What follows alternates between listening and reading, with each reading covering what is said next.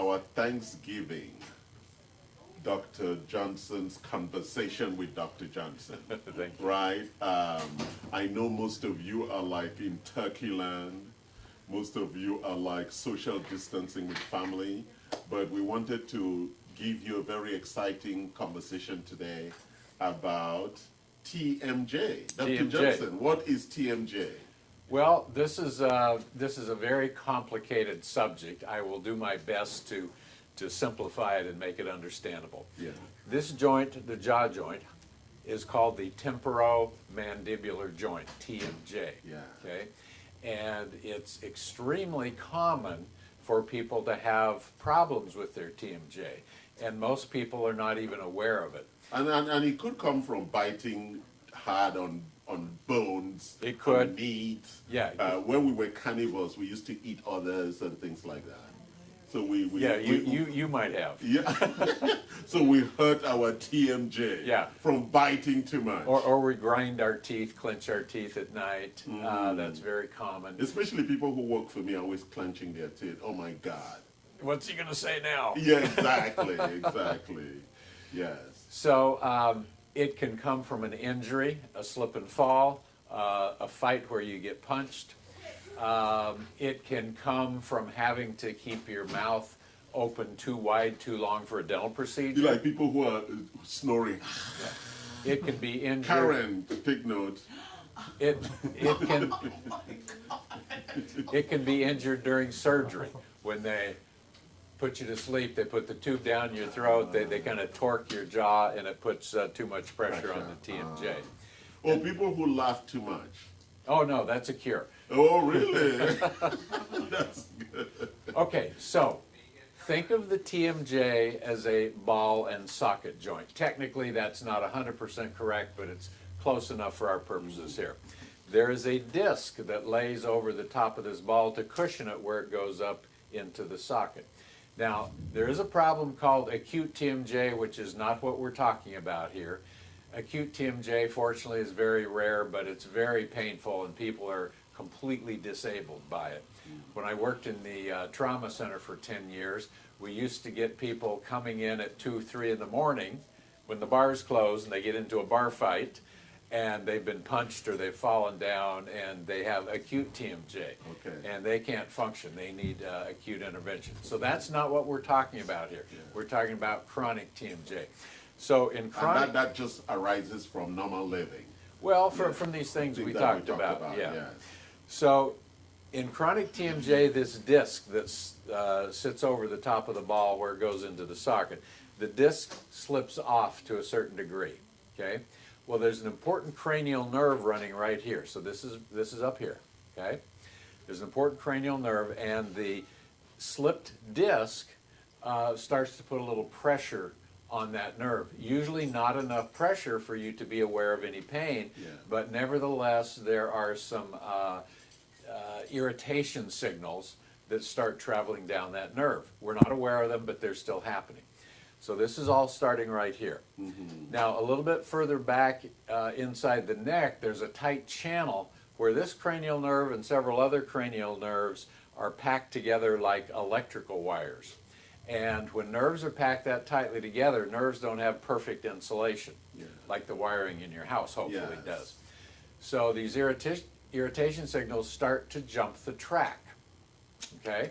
And Electric signals begin to cross. That's why some Yes. people start thinking they're women when they should be men, right? Their signals are crossing.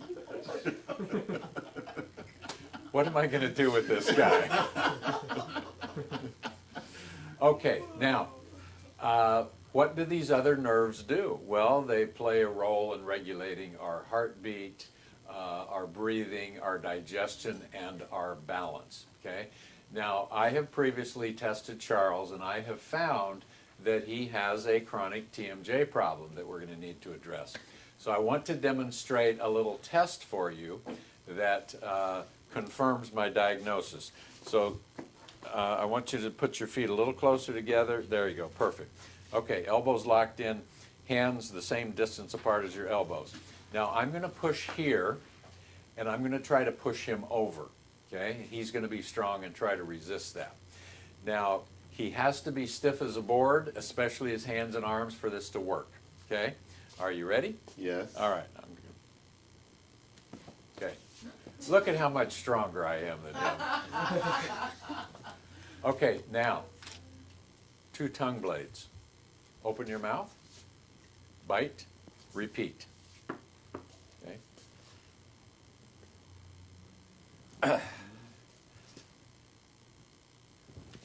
I'm pushing as hard as I can, and he is solid as a rock. Now, why on earth would 2 sticks in the mouth make this difference?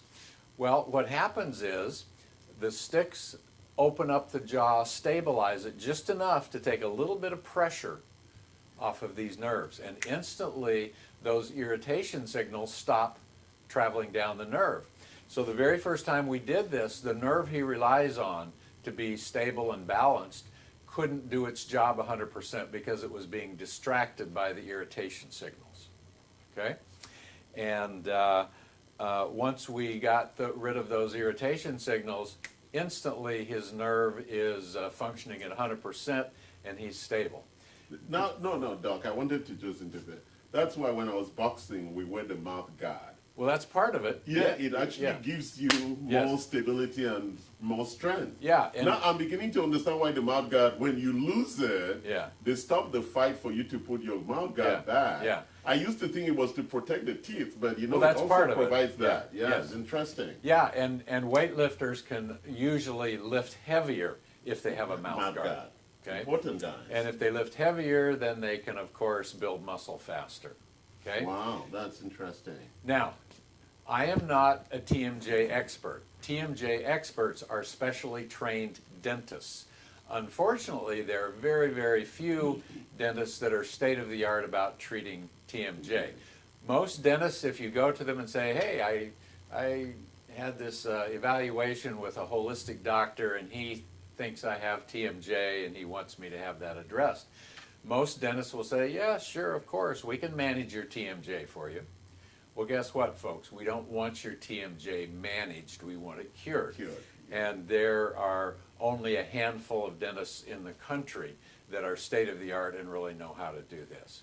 And so when I find this on a patient and determine it's significant, some people have it and it's not causing any serious problems. But in addition to possible balance issues, chronic TMJ can play a role in Tourette syndrome. Patients have tics, facial tics. I don't have any of this. I'm still in the early stages. I don't know, the Tourette syndrome, I'm on the fence about that. Yeah, but no, interestingly you say that because balance is a critical issue as you grow older. Sure. And so addressing my balance problem. Yeah. Because I'm surprised when you pushed me the first time, I was like, wow, my body is really moving. Yeah. But the second time, I'm just like solid. Yes, you were. Place. You yeah. were. So You were. it's really interesting when you did that test the first time. Yes. And you know, most of my patients are telling me that you are the best doctor they've ever encountered. Not because of your looks. No. Because of just really the experience and your knowledge about some of these common things that ail us and we think we're actually healthy. Yeah. So it was a real pleasure for me to find that out. Yeah, good. And now we have to go look for a dentist. Yes, I can send you to the right one. Wonderful. Yeah, You see, yeah. that's why you come to Anti-Fragility Health. Dr. Johnson, our medical director, very knowledgeable in a lot of things, including ACDC and some other things. So I want to make one more comment Yeah. about TMJ. I had a Parkinson's patient a couple of years ago, and as most of you probably know, Parkinson's is an absolutely devastating illness. Yeah. With advanced Parkinson's, people look like this, people look like this. If they need to turn around, they turn around like this. They really can't function. So this particular Parkinson's patient came in with his wife, who had to quit her job because he could not be left home alone. He couldn't care for himself. He couldn't dress himself. He couldn't eat by himself. So he came in just about like I demonstrated here with great difficulty. When we got done with treatment, and that included fixing his chronic TMJ that I'm convinced played a major role in his improvement. When we got finished with him, he was back out dancing with his wife, which was one of his major goals in life at that stage, was to be able to go back out dancing with his wife. So it was very And gratifying. dancing requires memory because you have to know that your partner is actually there, right? Well, and And you have to know which leg to move. and if you're walking like this and There is turning no like way this, you can you dance. cannot dance. Yeah. Exactly. So Yeah. wonderful. So we're going to conclude another session with the amazing Dr. Johnson. Thank you for today. Conversations will continue. We wish you a wonderful Thanksgiving. Yes. Right, to all your families as you socially distance and enjoy Thanksgiving. Thank you for watching. Love us and then like us. Don't hate us. Love you. There's nothing about us to hate. And tell your friends to tune in. Yes, wonderful. Thank you. And happy Turkey Day to everybody. We know everybody's going to cheat on their diet. They're going to have some pumpkin pie or apple pie.